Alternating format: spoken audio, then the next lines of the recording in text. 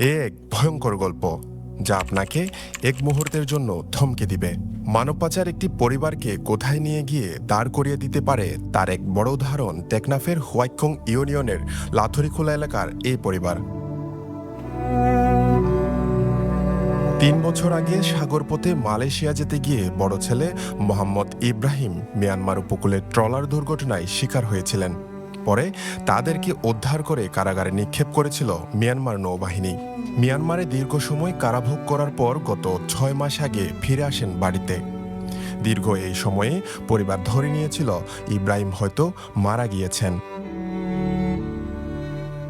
জীবিত ফিরে ছোট ভাই মোহাম্মদ তারেক ও জুনায়েদের কাছে তুলে ধরেছিলেন সাগরপথে মালয়েশিয়া গমনের ভয়াবহ অভিজ্ঞতার। নিষেধ করেছিলেন এমন ভয়ঙ্কর পথে পাড়ি না জমানোর। কিন্তু বড় ভাইয়ের এমন ট্র্যাজেডি থেকে শিক্ষা নেয়নি ছোট ভাই তারেক ও জুনায়েদ। পরিবার বলছে চলতি মাসের শুরুতে বাজারে যাওয়ার কথা বলে বাড়ি থেকে বের হয়ে যায় তারেক ও জুনায়েদ। এরপর আর ফিরে আসেনি।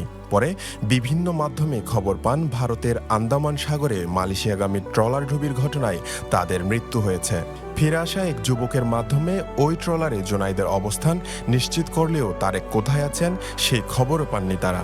এখন যে কোনো অবস্থাতেই সন্তানদের ফিরে পেতে আকুতি বাবা মায়ের। আমার বাচ্চা দুইটা, একটা নাম তারেক, মোহাম্মদ তারেক, আর একটা মোহাম্মদ জুনাইদ। এরা একদম বাজারে গেছে, একজন জুমাভরি চুল কাটতে গেছে বাজারে।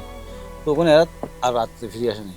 মানুষ তো শুনতেছি এরারে দালাল নিয়ে এরারে বুড়ো বুড়ে দিচ্ছি। তো দালালটা আমরা খুঁজতেছি, পাইনি দালালটা।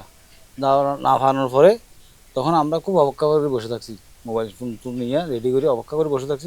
যদি কোনো দালালের ফোন ধরে পড়লে আর ফোনে নিকে যদি যায় এরা কী করিব, আমরা জানাইব, ফোন দিব, অনেক আবদ্ধ দিব তৈরি। তারপরে আমরা তোরা রাইতে 2টা বাজে সিএনজি লেগে তার আমরা হাজির পুলিশের হতাবার্তা কইলাম, পুলিশে আর দেখাই তো তারা তো ফুচার করে দেয়। এরা যে ফিরে আইসে মায়ের মাঠ থেকে, যে সাগর থেকে কুল দাদা উঠাইছে, ফিরে আইসে।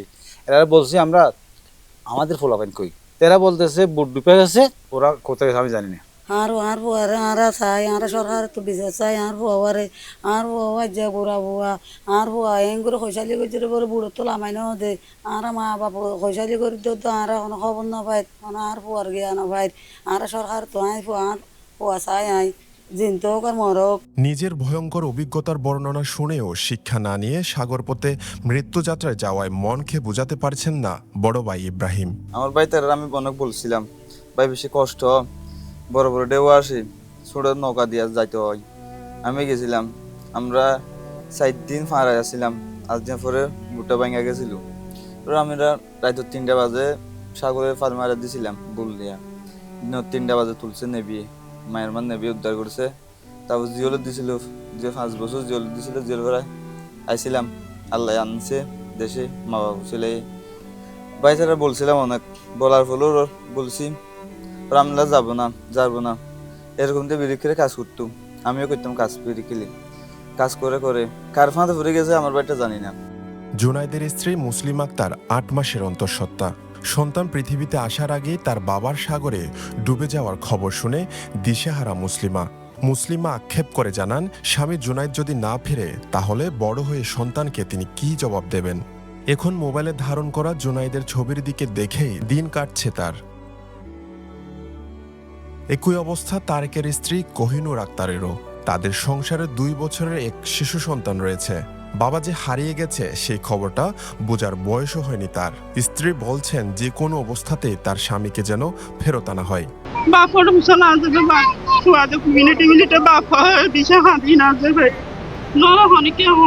কিছু হয়ে দিয়ে এসে কিছু নেই বাচ্চা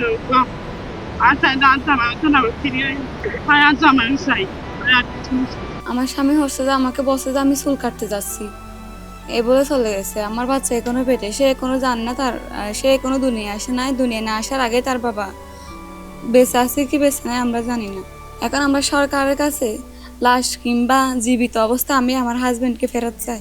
তারেক ও জুনায়েদের মতো টেকনাফে অন্তত 100 জন যুবক নিখোঁজ হয়েছেন।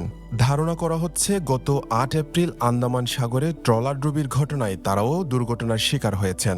জাতিসংঘের তথ্য বলছে আন্দামানে ট্রলার ডুবির ঘটনায় অন্তত 250 জনের মৃত্যু হয়েছে। যে ট্রলারটি অন্তত 280 জনকে বোঝাই করে গত 4 এপ্রিল ছেড়েছিল কক্সবাজার টেকনাফ উপকূল থেকে।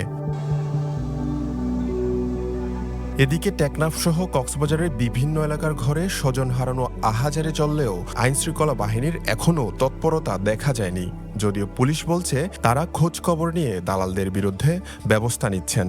অবশ্যই মানব পাচার চক্রের যদি দৌরাত্ম্য বেড়ে থাকে, আমরা অবশ্যই তাদের বিরুদ্ধে আইনগতভাবে যেটা ব্যবস্থা গ্রহণ করা দরকার সেই ব্যবস্থাটা অবশ্যই গ্রহণ করবো এবং তাদেরকে আমরা আইনের আওতায় নিয়ে আসবো। যে থানায় হবে হোক না কেন, অপরাধ তো সব জায়গায় একই। কাজেই অপরাধের প্রক্রিয়াটা বিশ্লেষণ করে বা অপরাধের ধরনটা বিশ্লেষণ করে আমরা সেটার জন্য যে আইন, সে আইনানুগ ব্যবস্থায় গ্রহণ।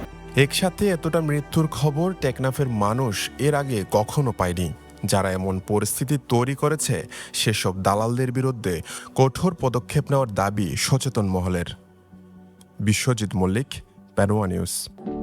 সমুদ্রের গর্জনে ভিন্ন স্বাদের সামুদ্রিক খাবারের ভরপুর আয়োজন উপভোগ করতে আজই চলে আসুন প্যাসিফিক বিচ লাউঞ্জ ক্যাফে কক্সবাজারে।